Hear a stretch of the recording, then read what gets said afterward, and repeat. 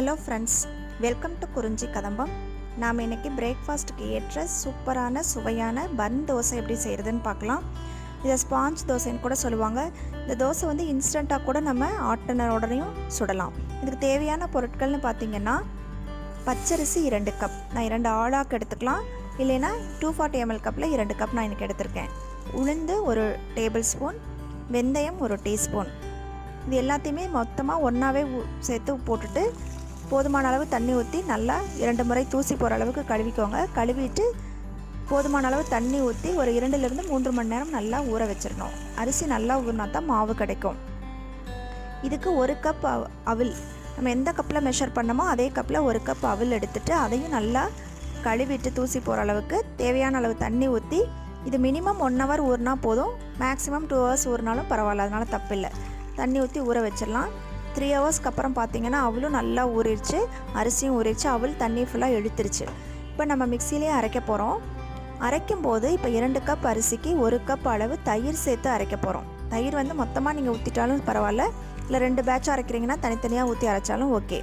So நான் இப்போ மொத்தமாகவே ஊற்றிட போகிறேன். 1 கப் தயிர், தேவையான அளவு உப்பு, அதுக்கப்புறம் ஒரு சுவைக்காக 1 டீஸ்பூன் அளவு வெல்லம், இல்லைன்னா நாட்டு சர்க்கரை, இல்லைன்னா நார்மல் சர்க்கரை கூட சேர்த்துக்கலாம். இது ஆப்ஷனல் தான், கண்டிப்பாக சேர்க்கணும்னு இல்லை. எல்லாத்தையும் சேர்த்து நல்லா ஃபைன் பேஸ்ட்டாக அரைச்சாச்சு. இதை ஒரு பவுலுக்கு மாற்றிட்டு அடுத்து இதே மிக்ஸி ஜாரில் மீதி இருக்க அரிசியும் போட்டு அரைச்சிக்கலாம். மீதி இருக்க அரிசிக்கு தேவையான அளவு தண்ணி சேர்த்து அரைச்சிக்கலாம். மறுபடியும் தயிர் சேர்க்க தேவையில்லை. மறுபடியும் அடுத்த பேட்சும் அரைச்சாச்சு.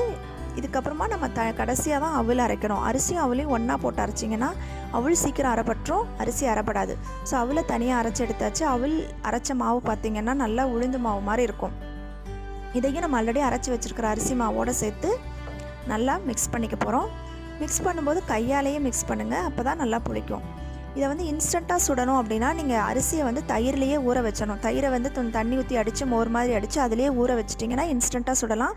இல்லைன்னா ஒரு 2 to 3 ஹவர்ஸ் வச்சுருந்துட்டு அப்புறம் சுடலாம். இப்போ ஒரு 4 ஹவர்ஸ் ஆயிடுச்சு எனக்கு. இப்போ நான் தோசை சுட போகிறேன். இது நம்ம மற்ற மாவு மாதிரி புளிச்சு பொங்கி மேலே வராது. ஜஸ்ட்டு கொஞ்சம் நேரம் வச்சுருந்துட்டு நீங்கள் சுடலாம், அவ்வளோதான். ஸோ இப்போ கல் நல்லா காஞ்சிருச்சு.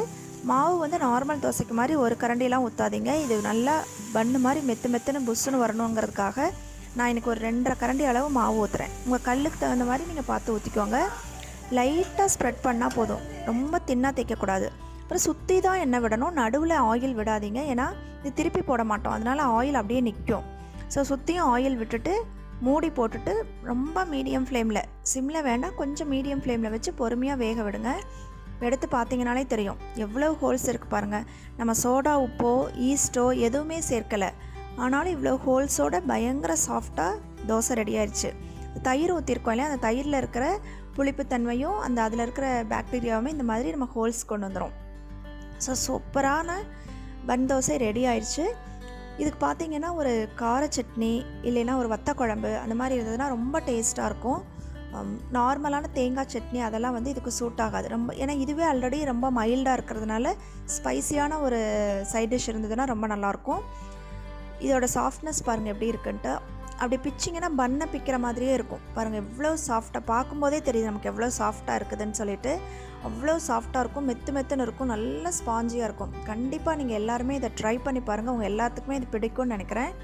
ட்ரை பண்ணி பார்த்துட்டு எப்படி இருந்ததுன்னு உங்கள் ஃபீட்பேக்கை கமெண்ட்டில் சொல்லுங்கள். பிடிச்சிருந்ததுன்னா லைக் பண்ணுங்கள், ஃப்ரெண்ட்ஸோட ஷேர் பண்ணிக்கோங்க. இது வரைக்கும் நம்ம சேனலுக்கு சப்ஸ்கிரைப் பண்ணலைன்னா மறக்காமல் சப்ஸ்கிரைப் பண்ணுங்கள். தேங்க்ஸ் ஃபார் வாட்சிங். வாழ்க வளமுடன்.